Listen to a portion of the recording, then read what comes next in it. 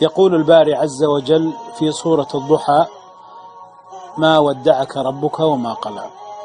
فانقطاع الخير عنك لبعض الوقت هو تهيئة لفيضان خير جديد لك.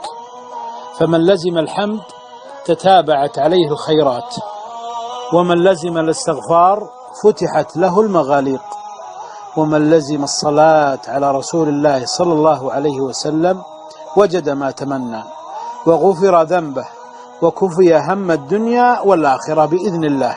فأكثروا منها، أي من الصلاة على النبي صلى الله عليه وسلم. يقول ابن القيم رحمه الله تعالى: لن تجد أحن من الله عليك، فوالله لو يعلم الساجد ما يغشاه من الرحمة في سجوده لما رفع رأسه من الخير الذي يهب له الباري عز وجل.